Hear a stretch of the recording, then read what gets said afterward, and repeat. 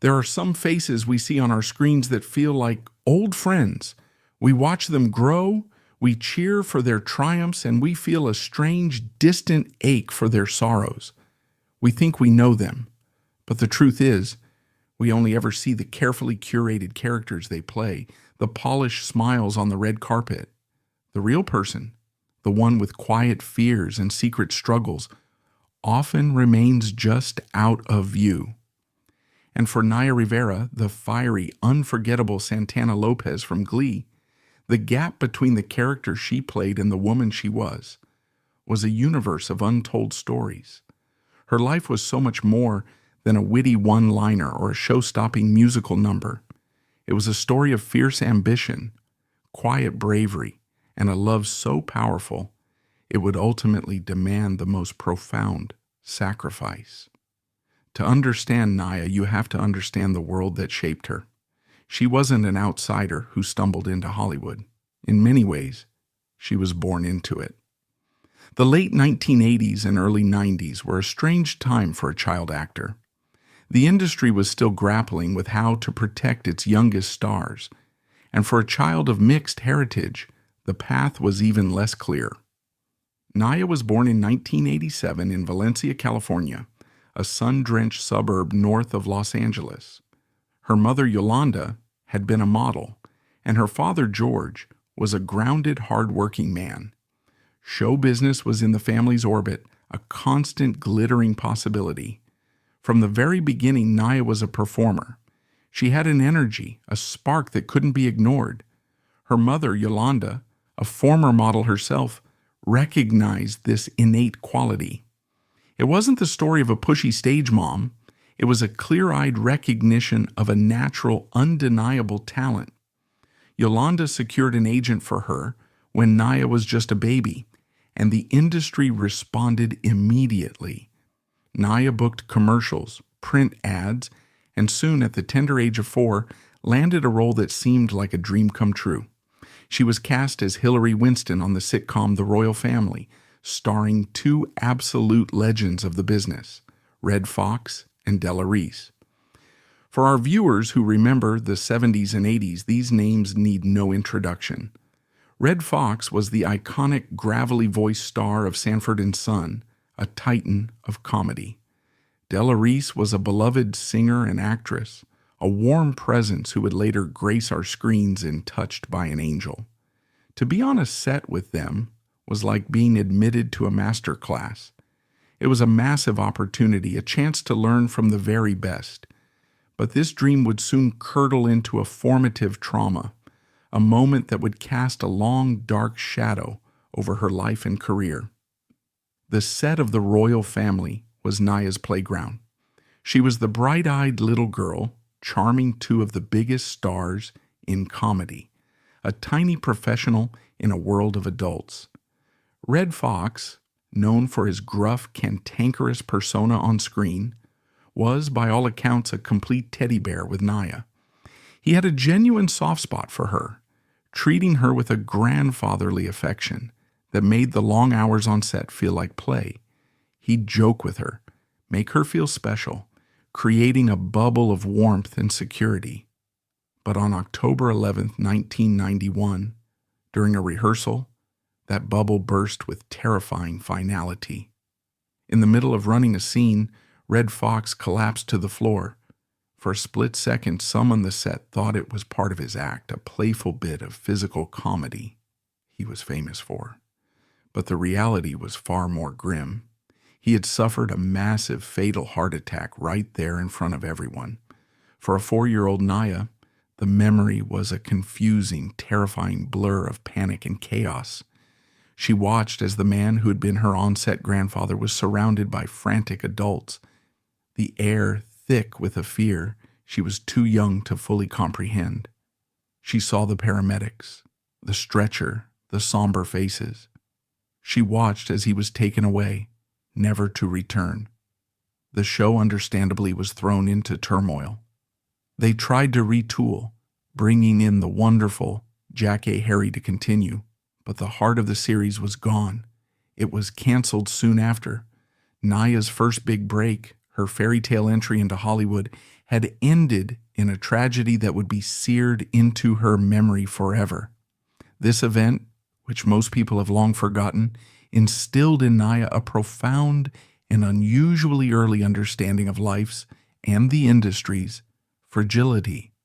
One moment you're on top, basking in the glow of success, the next, it can all be violently taken away in an instant. This understanding, born from childhood trauma, would fuel her relentless drive for the rest of her life. After the show ended, she soldiered on, a tiny veteran of a business that had already shown her its harshest side. She continued to work, landing guest spots on some of the biggest shows of the 90s, like The Fresh Prince of Bel-Air, Family Matters, and Baywatch. She was a consistently working child actor, but she wasn't a superstar. She was navigating the awkward, often painful transition into her teenage years, and Hollywood is rarely kind to that specific journey.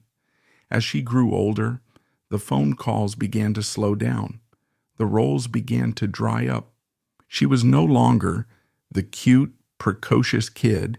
She was a young woman trying to find her place, and her unique mixed-race heritage, Puerto Rican, African American, and German, became an unexpected professional hurdle.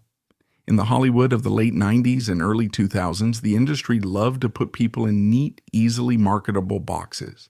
But Naya didn't fit in any of them. Casting directors would look at her and be stumped. She wasn't Latina enough for some roles, and not black enough for others. The concept of a multiracial identity wasn't something the industry had yet learned to embrace or understand. She was ethnically ambiguous, and that ambiguity left her in a professional no man's land. This period, which she later called her wilderness years, was humbling and brutal. The rejection was constant, a slow and steady erosion of the confidence she had built as a child. To make ends meet, and to maintain some semblance of a normal life, she took on a series of odd jobs that were a world away from the glamour of a film set. She worked as a telemarketer, cold calling strangers.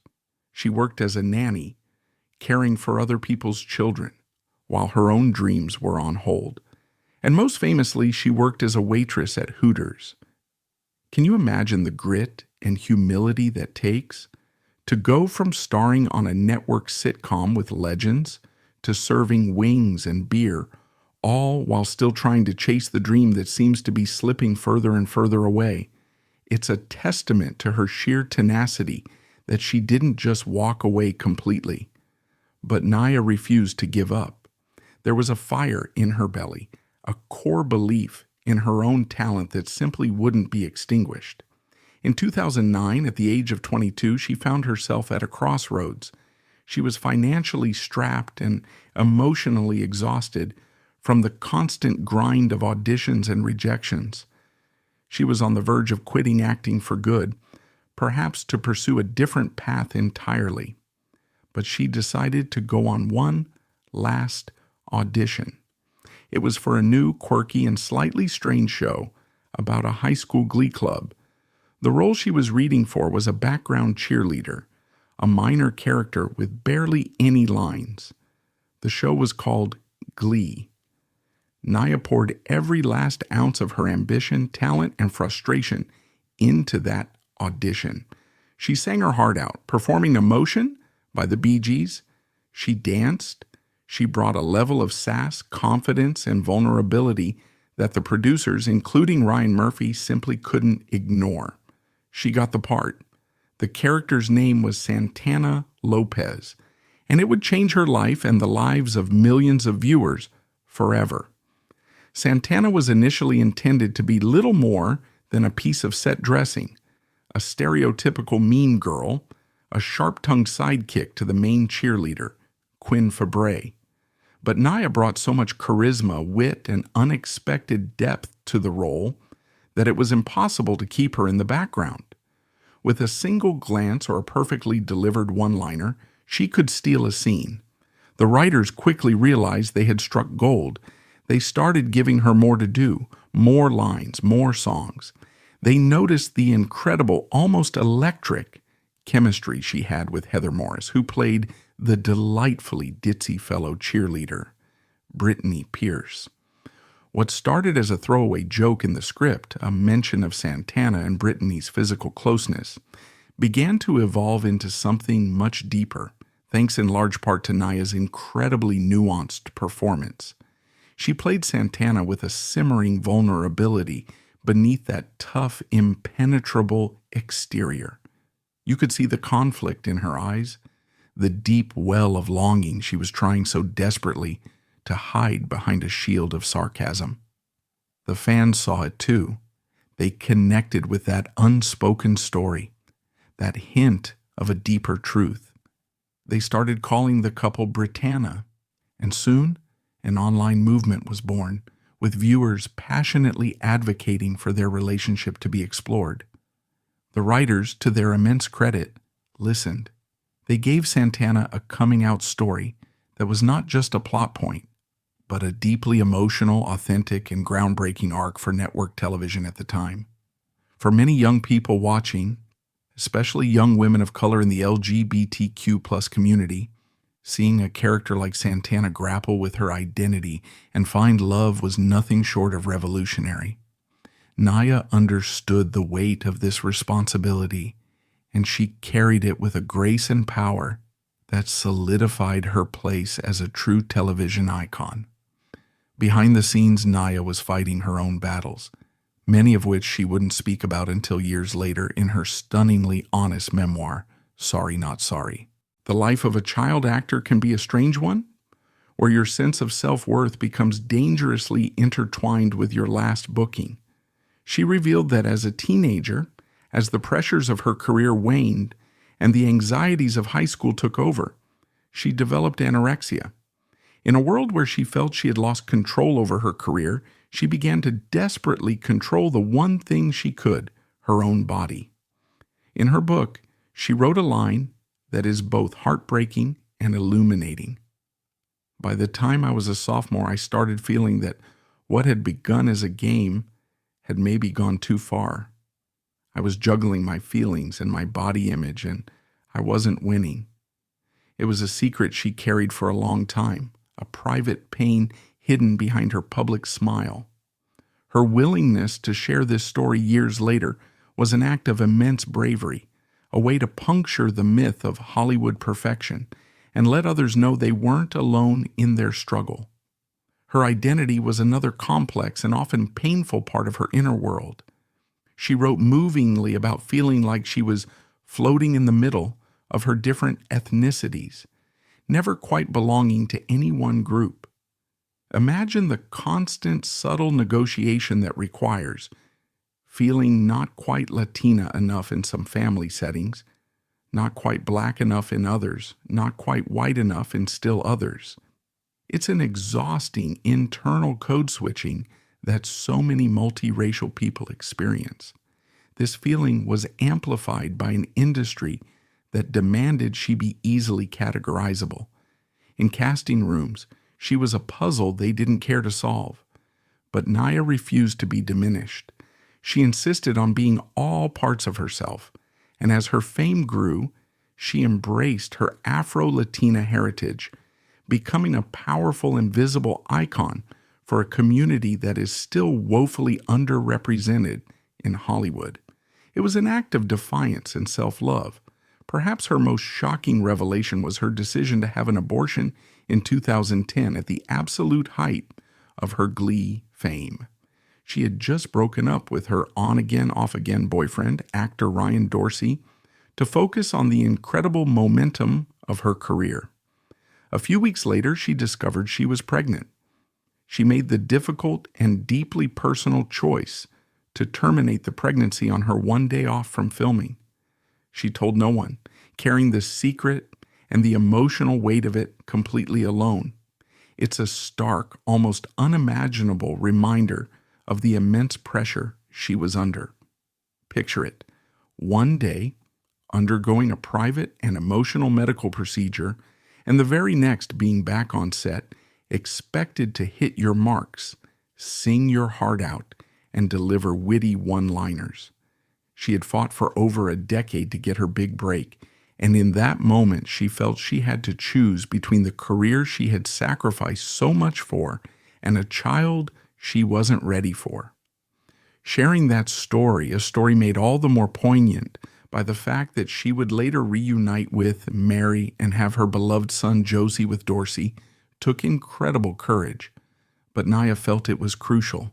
She wanted to destigmatize a choice that so many women face in silence and shame. Her life took a turn when she reconnected with Ryan Dorsey years later. Their relationship was a whirlwind. They married in 2014, and in 2015, she gave birth to their son, Josie Hollis Dorsey. Motherhood transformed her. It became the central, defining focus of her life. Every interview, every social media post was filled with an overwhelming love for her little boy. He was, in her own words, her greatest success. She wrote, "I will never do anything better than giving you life." This fierce, all-encompassing love for her son is the most important key to understanding the final chapter of her story. No life, especially one lived in the public eye, is without its complications and controversies. Naya's was no exception. The set of Glee was a high-pressure environment, a cultural phenomenon created by a group of young, ambitious actors. Rumors of feuds were rampant, the most persistent being a supposed rivalry between Naya and the show's lead, Lea Michele. The tabloids painted a picture of catfights and diva behavior. But in her book, Naya addressed it with her characteristic honesty and nuance. She didn't deny there was friction. She wrote, "I don't think Leah, liked sharing the spotlight. She had a hard time separating work from our outside friendship. She admitted they weren't the best of friends, but she also made it clear that the stories were overblown. It wasn't a bitter feud. It was the natural result of two strong, competitive personalities working long, grueling hours under intense scrutiny. Her personal life also had its public struggles. Her marriage to Ryan Dorsey was passionate but volatile. In 2017, she was arrested for misdemeanor domestic battery after an altercation with him. The charge was later dismissed at Ryan's request. It was a low point, a private matter made painfully public. But what's often overlooked is how they navigated their way back from that. They divorced, but they committed to co-parenting Josie with love and respect. Their Instagram feeds in the years that followed showed a united front, two parents devoted to giving their son a happy, stable life. They found a way to be a family, even if it looked different from the traditional picture. It was a testament to their maturity and their shared love for their child. When we look back, the true significance of Naya Rivera isn't just in her talent, which was immense, but in the barriers she broke. For an entire generation of young people, Santana Lopez was more than just a character. Her journey from a closeted, scared teenager to a proud, openly gay woman was a lifeline. At a time when positive queer representation, especially for women of color, was incredibly rare, Santana's story was revolutionary. Naya understood the weight of this responsibility. She received thousands of letters from fans who told her that Santana had given them the courage to be themselves, that her storyline had literally saved their lives. She never took that for granted. She became a fierce advocate for the LGBTQ+ community, using her platform to champion love and acceptance. She was also a trailblazer for Afro-Latina visibility. She refused to let Hollywood whitewash her or force her to choose a side of her heritage. She was proud of all of it, and in doing so, she gave permission to a generation of multiracial kids to do the same. She showed them that they didn't have to fit into a neat little box, that their complex identities were a source of strength and beauty. Her honesty in her memoir also created a legacy of its own. By speaking so openly about her struggles with an eating disorder and her experience with abortion, she shattered taboos and started important conversations. She proved that vulnerability is a form of strength. On July 8, 2020, Naya Rivera rented a pontoon boat on Lake Peru in Southern California. She was with the most important person in her world, her 4-year-old son, Josie. It was a beautiful sunny afternoon, a perfect day for a mother and son to make memories. But a few hours later, the boat was found drifting. Josie was asleep on board, alone. He told authorities that his mommy had gone for a swim, and she helped him get back on the boat. But when he looked back, he saw her disappear under the water. For 5 agonizing days, the world held its breath as search and rescue teams scoured the lake. On July 13th, exactly 7 years to the day after the death of her Glee co-star Corey Monteith, her body was found. The authorities concluded that she had been caught in a current, and with the last ounce of her strength, she had pushed her son to safety on the boat, but didn't have enough energy left to save herself. Her final act was a perfect reflection of her life, a fierce, instinctual act of love. When you look back at her journey, you see a woman who was always fighting. She was a fighter who battled for her career against an industry that didn't know where to place her. She fought for her identity, refusing to be put in a box. She fought her own private battles with a quiet resilience that many never saw. And in those last desperate moments on Lake Peru, she fought against the currents, against exhaustion, against fate itself. But this final fight wasn't for a role or for recognition. It was for her son. Her most important role was that of a mother, and she played it perfectly, right up until her very last breath. Naya Rivera's story is not a simple tragedy, and to remember it as such would be a disservice to the vibrant life she lived. It's a complex, beautiful, and sometimes painful tapestry, woven with threads of every color imaginable. There are the brilliant, dazzling threads of her success on Glee, a time when her talent shone for the whole world to see. There are the darker, somber threads of her private struggles, of the loneliness and insecurity she bravely confronted. And then there is the steady, golden thread of her love for her son Josie, a thread that runs through everything, giving the entire picture its meaning and its warmth. She was a study in beautiful contradictions, a woman with a famously sharp wit who possessed a deep well of empathy, a glamorous television star who was most at home just being a mom, a public figure who had the courage to be painfully, authentically human. Ultimately, Naya Rivera was so much more than Santana Lopez. She was a trailblazing Afro-Latina icon, a truth-teller who bravely shared her struggles, and a survivor who overcame immense adversity. But above all, she was a mother, and her final act was the ultimate expression of a love that knew no bounds.